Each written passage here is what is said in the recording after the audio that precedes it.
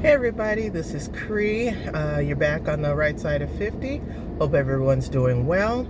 I just came in just to check in with you guys. Hope everything is going all right. I'm out here just running errands, doing my usual on the weekend.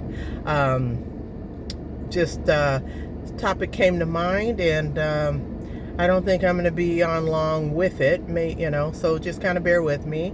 Right now, update again with my father, going through the medical woes and things like that. So right now it looks like we're battling the political side of it. So I'm sure some of you out there have noticed the cuts, the budget cuts, the different things that are going on in the medical system. You nurses, the doctors, everybody out there working, or just patients having somebody. So right now, that's what we're kind of getting into, we're running into these issues with the cuts, which is affecting my father's health care. So it's affecting actually my girlfriend's health care too. She's had to, she's been bogged around in different places, different nursing homes and facilities and things like that because of the cuts. She does have insurance through an employer, and so it's not about that. My dad, he has he's retired, so he has private insurance, but he's also a veteran. Okay, so being a veteran, many of you know what your benefits are. Many benefits. I know there's pros and cons to veterans and their benefits. Right now, my dad is going through, again, the system with the budget cuts, and, the hospital, they feel like there's not too much more they can do at that point. They want to send him to a nursing facility, different things. And of course, his wife is not feeling that, because she knows how he feels about nursing homes, but she's the only one really that can advocate for him at this point in time. So that's been it's been stressful, talking to her about it, and just not feeling it, So, I'm not going to get political on here, because everybody has their different views, and I respect it. Trust me, I do. I respect anybody and their views as far as, how they feel. However, the fact that it's hitting me close to home, it's a big thing for me, because it's only so much I can do. But it brings me into thinking about healthcare in general. So I've thought about this for years. It's not just all of a sudden because it's affecting my father. My father has had some issues over the last several years. He is older. He's got things going on with him. Right now he's taken a real big hit.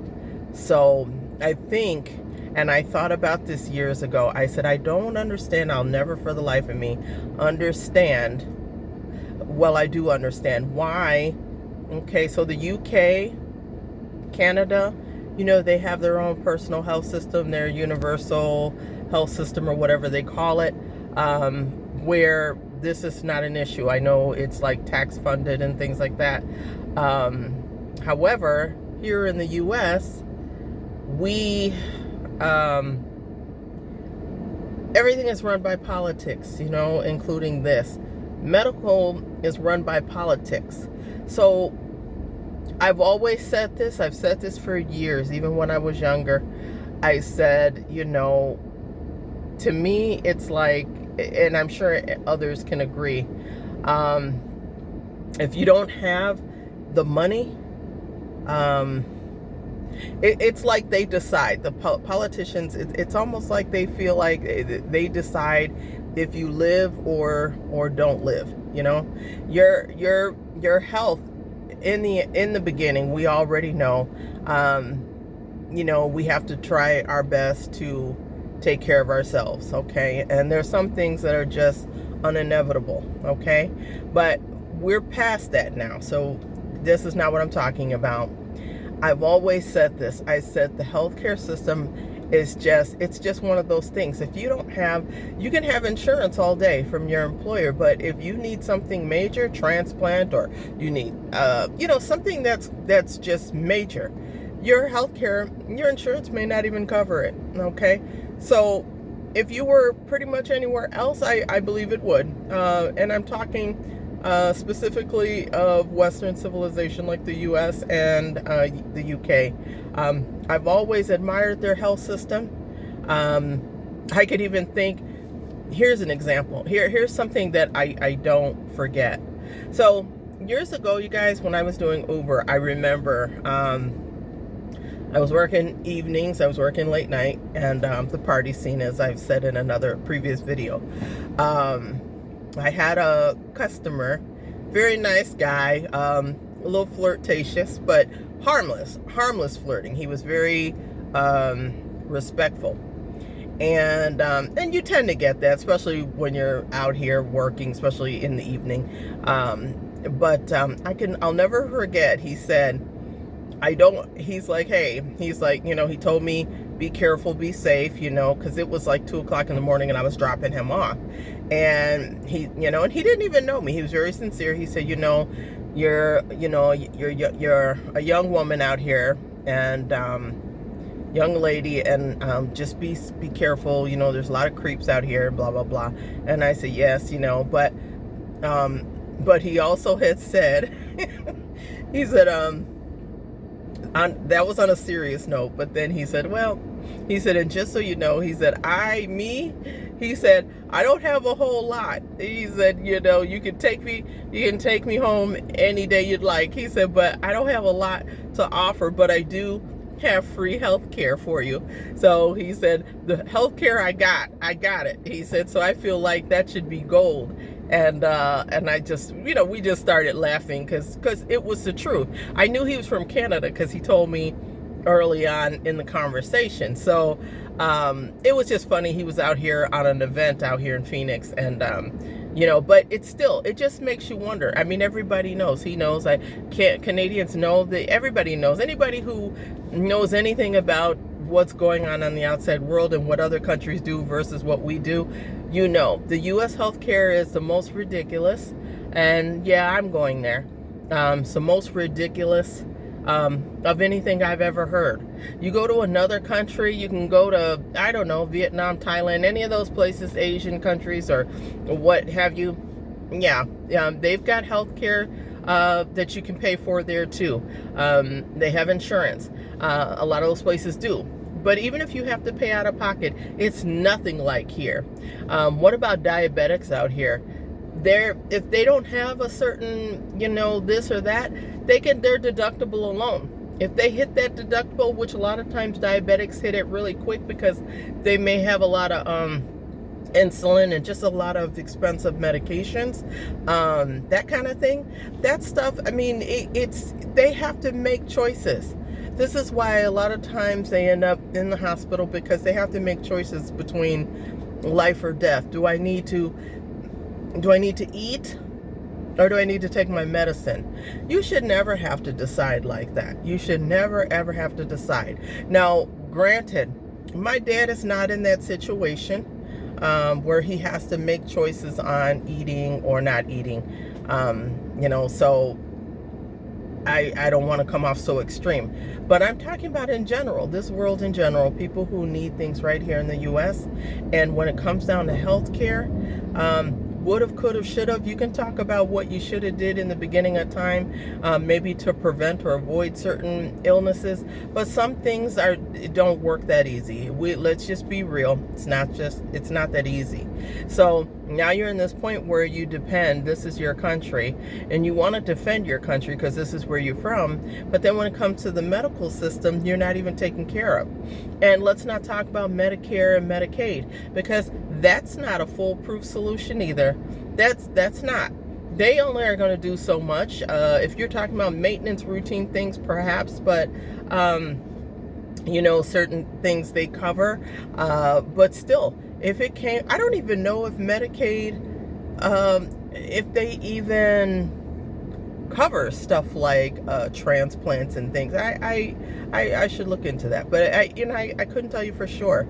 I just know that the system is screwy. It really is. And this is not an eye opener. People have been talking about this for years. I didn't come up with the thought.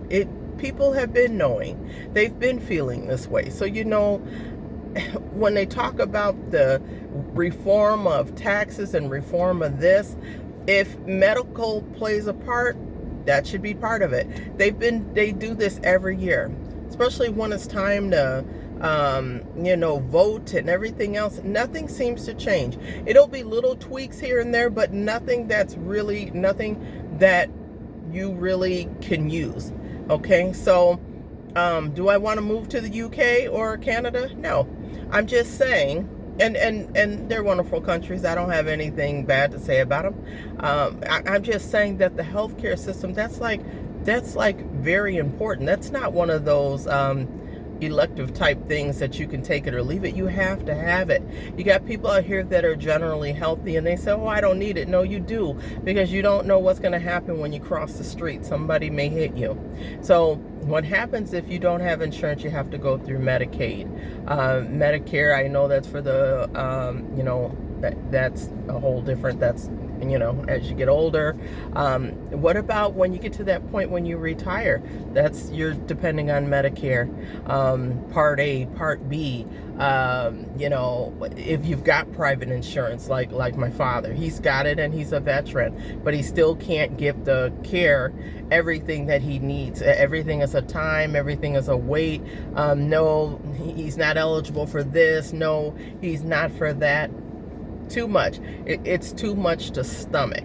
Okay, so this is just something people, you want to think about these things, especially, if I find my way, and I've talked about this, of making income, having other income streams, and I am working on it. I am truly doing that. You almost don't want to leave your 9 to 5 because you need your benefits. So you can dislike your job all day, but you need your benefits. Now, I know you can go private, and I know, there's options there. Only you really know if that's worth it or not, or if that's a better fit for you or the best fit for you. All of us don't have children, young children anymore. So really it's just me. I only really have to depend on me. I cover me with my insurance. So yeah, so I just wanted to rant a little bit on that, you guys. My dad and my girlfriend, just going through this, it's a struggle. You try to keep positive, and I am. He seems to be getting better, a little better every time. I'm in a different state, so sometimes I send videos or audio messages so that his wife, or I have a cousin out there too, they can play it for him. And he is responsive a little bit, so he recognizes my voice. He knows it's me. He barely opens his eyes, just a little bit. It's him acknowledging that he can hear you, and he can move his hand a little bit, like to let you know, I hear you. So that's an improvement. So only thing I can do, I keep praying on it. We're trying to make some arrangements so I can go down there and see him. So I'm just trying to work things out with my schedule and see what I can do. I think I can work there remote if I need it, but if they needed me to be down there for a certain reason, I believe I can make the arrangements. But right now, there's some assistance, so there's no need for me to do that, but I still would like to go visit him. So hopefully I'll be doing that in the next month. Okay, so anyway, you guys have a good it's Sunday. Have a good Sunday. Talk to you later.